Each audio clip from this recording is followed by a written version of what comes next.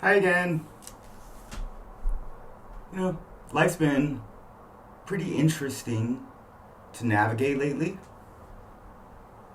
but I think I'm getting the hang of this thing. It's a pretty fun ride, to be honest. It's that monkey mind a little bit, right? Grab onto this, grab onto that, grab onto this, grab onto that. Hands full, not knowing what really to do. Learn to juggle a little bit, right? Toss them around, then you're actually kind of do something that it takes some skill. So, you know, learn, right? At least that's what I've learned. That monkey mind, though, can be a really, really great blessing. Like, amazing.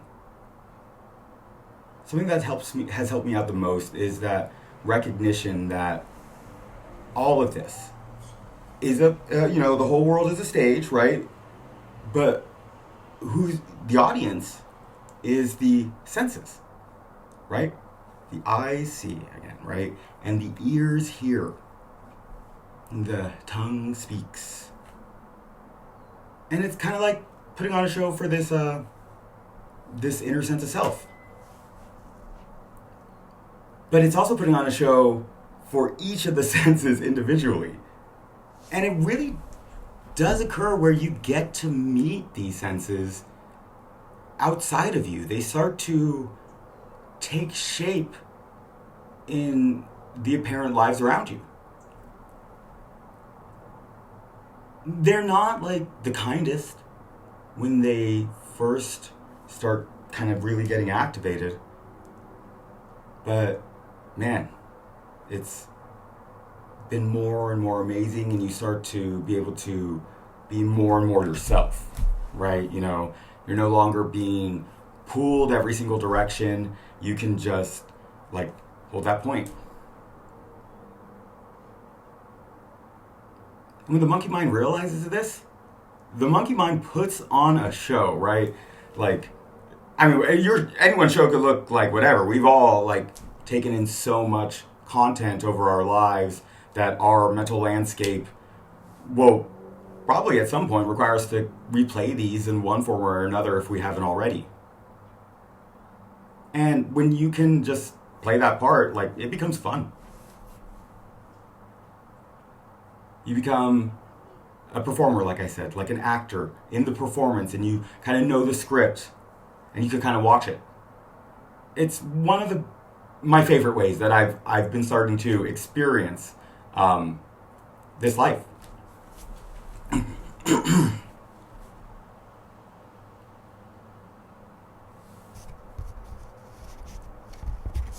The monkey mind, when it starts putting on that show, it starts having a good time. It starts creating whatever it wants. It sees all the horror around it, right? And so the last video I did was all in the dark. That's great. There is so much beauty in that, like, dark aspect of nature that is used to build and create things in this world.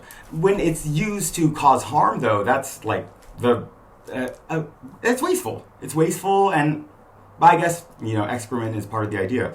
But the more and more I started to connect with the true nature of reality, I realized there doesn't need to be as much waste.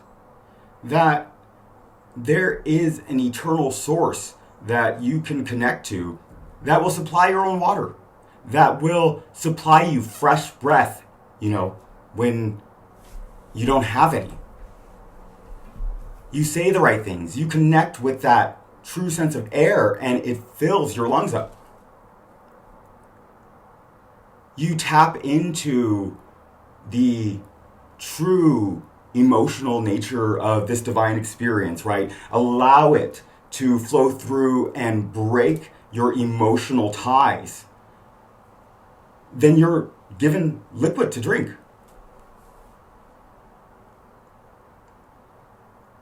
When you sit in stillness and you hear movement in your body, not just of the blood flow, but of internal processes in your head.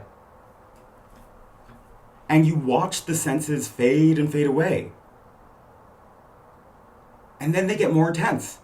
Then they want to be satisfied, and it becomes okay to satisfy them, but your relationship with them really, really starts to transform.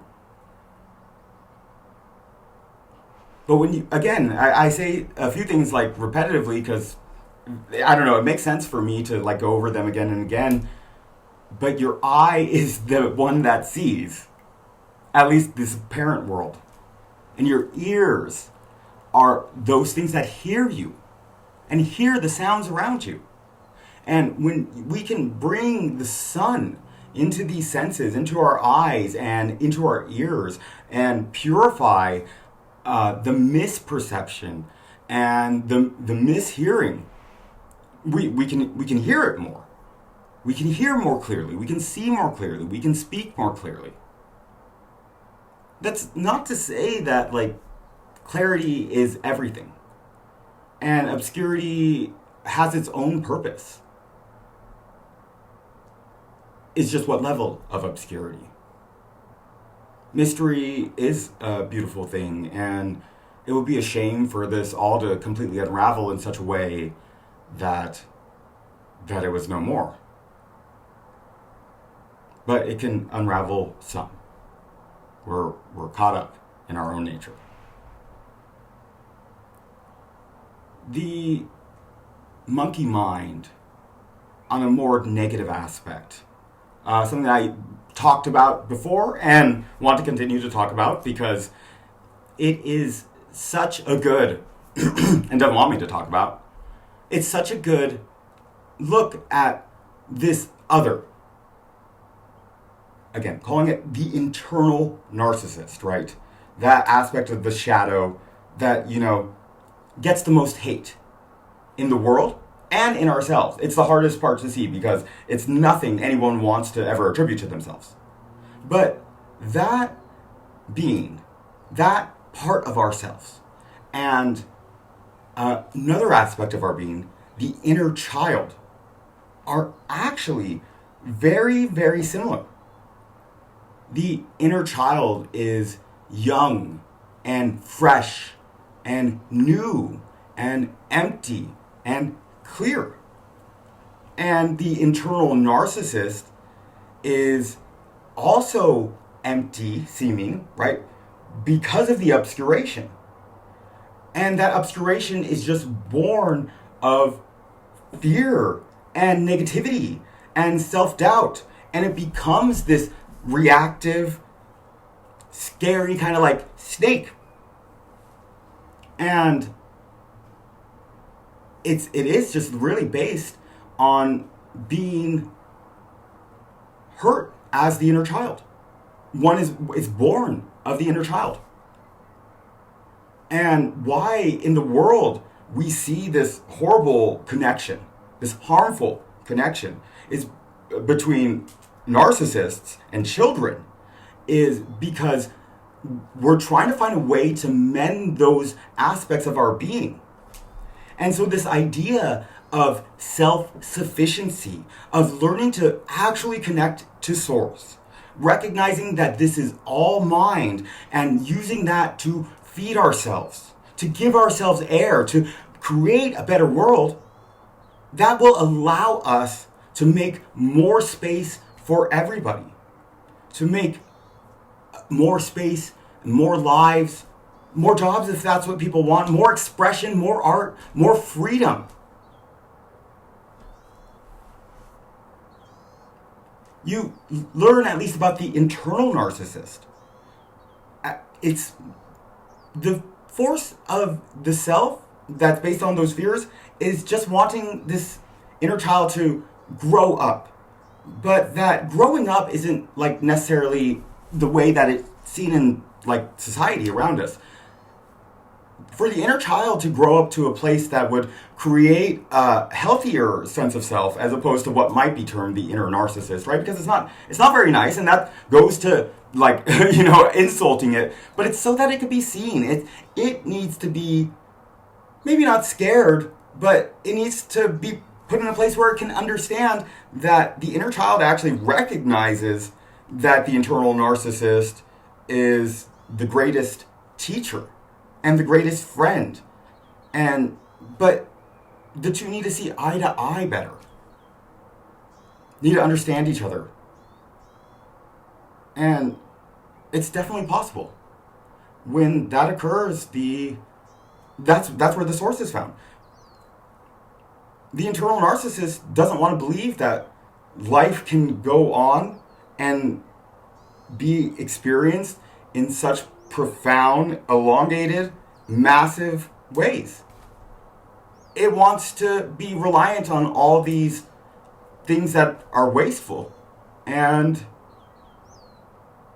it doesn't need to be. The inner child knows how to live life, and the internal narcissist energy is what pulls us towards death. But I don't know. I feel a weird kinship to Yama, but I also feel like the Lord of Death is kind of a clown, because it's all a big trick. I'll probably talk about that more in evening video. I really do enjoy expressing the dark aspects in an artistic way, with a reminder that this is like that's what that heavy nature is for. It's for creating things here. It's for putting on a good show for the senses so that they can meet themselves. Yeah, I think that's pretty good. A little shorter, but I feel like I said enough, everything I wanted to. So I love you all. I'll be making more videos soon, and some ones from the void too. Bye.